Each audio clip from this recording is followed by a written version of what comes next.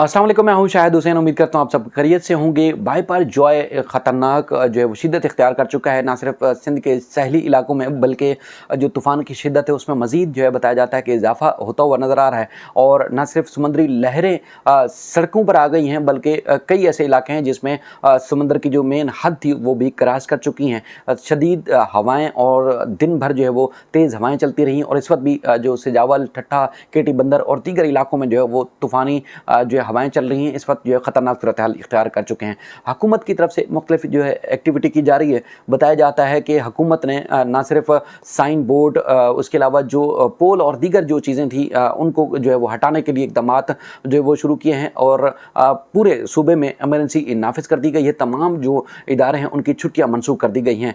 बताया जाता है कि केटी बंदर और उसके बाद सिंध के जो साहिली पट्टी है ख़ास तौर पर जिसमें सजावल और चूँकि सबसे ज़्यादा जो मुतासर होने का खदशा है सजावल का है, तो सजावल से तकरीबन सजावल और केटी बंदर के इलाकों से तक और जाति का इलाका भी इसमें शामिल है, उसमें 1 लाख से ज़ायद लोगों को वहाँ से उनका इनखला कर दिया गया है। वहाँ से उनको जो दूसरे मकाम महफूज मकाम पर मुंतकिल कर दिया गया है। उसमें सबसे ज़्यादा जो पेश नज़र आने वाले इदारे हैं जिसमें लोकल गवर्नमेंट के इदारे हैं, सूबाई गवर्नमेंट, और उसके बाद सबसे ज़्यादा जो मजबूत और मुनज़्ज़म तरीके से कार्रवाइयाँ कर रहा है जो कि अवाम को महफूज बनाने के लिए वो पाक फ़ौज, सिंध रेंजर्स और उसके अलावा नेवी और दीगर जो इदारे हैं वो अवाम को महफूज मकाम पर मुंतकिल करने की कोशिश कर रहे हैं। और बताया जाता है कि तकरीबन 1 लाख से ज़ायद जो लोग हैं उनको महफूज मकाम पर फैमिलीज़ के साथ जो है मुंतकिल किया गया। उनके मवेशी, उनके जितने भी जानवर थे छोटे बड़े, उनको भी मुंतकिल किया गया। उनका जो माल और इसके अलावा जो दीगर जायदाद थी, उनकी जमा पूंजी थी, उनको भी महफूज मकाम पर मुंतकिल किया गया है। क्योंकि इस वक्त की जो इतलात हैं तकरीबन कोई 400-450 किलोमीटर के फासले पर है जो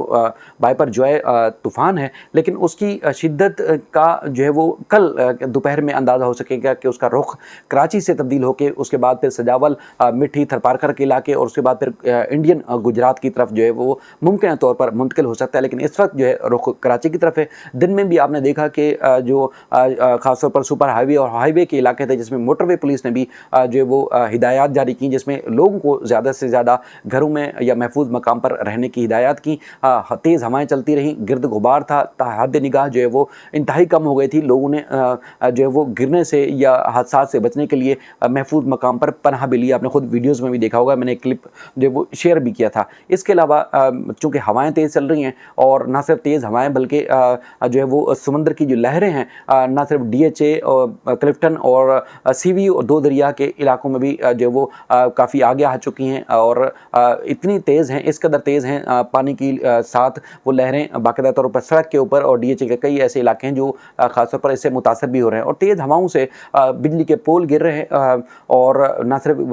जो पोल गिर रहे हैं बल्कि तारें और इसके अलावा जो खंभों के साथ बंधी गई दीगर चीज़ें थी उनको भी जो है वो काफ़ी नुकसान पहुँचाया गया है। आपने देखा कि पुलिस की जो ट्रैफिक पुलिस है वो अपनी मदद आपके तहत इस सारी सूरत हाल को कंट्रोल करने की भी कोशिश कर रही है। इसके अलावा जो लोग हैं उनको कहा गया है कि देखें जुमेरात तक ये जो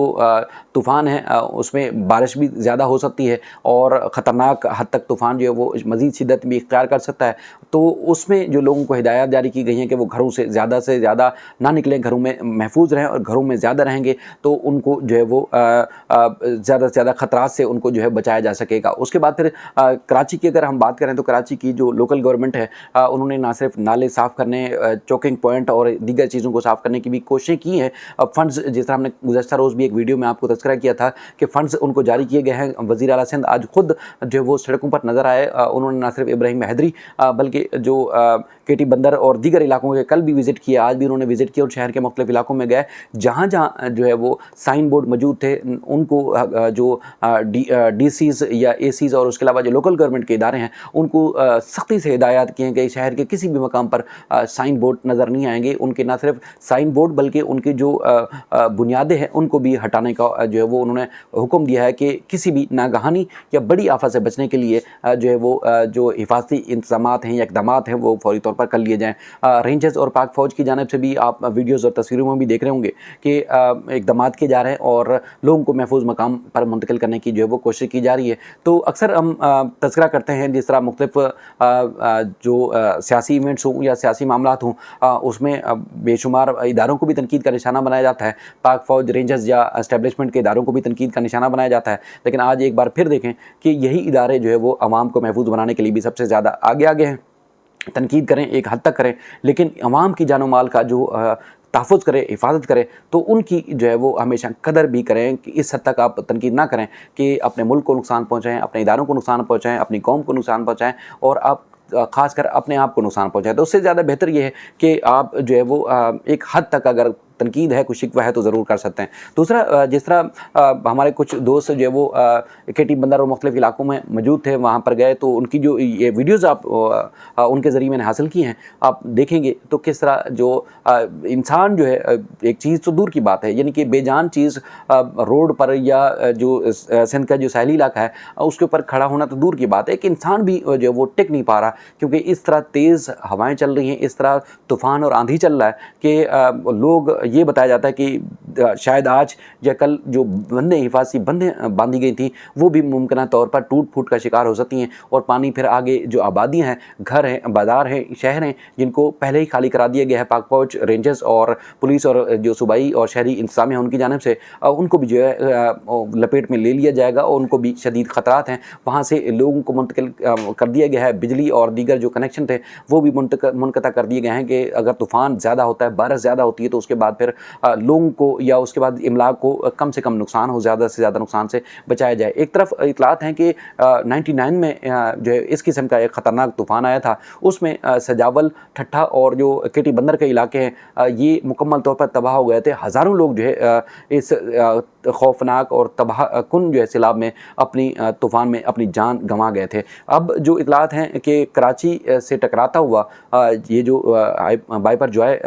तूफ़ान है ये केटी बंदर, सजावल और उसके बाद फिर थरपारकर से होता हुआ आगे की तरफ जाएगा। अब सूरत हाल आप ख़ुद भी देख रहे हैं कि एक बाकायदा तौर पर वेबसाइट्स में भी लम्हा ब लम्हा अपडेट किया जा रहा है कि तेज़ हवाएं समंदर में इस वक्त चल रही हैं और ना सिर्फ तूफ़ानी कैफियत है बल्कि एक ख़तरनाक सी कैफियत जो वो शक्ल इख्तियार कर चुका है। अब उम्मीद है कि ये जो आपको मालूम है कि जिस तरह के तूफ़ान, आंधी या इस तरह के ख़तरनाक जो अज़ाब हैं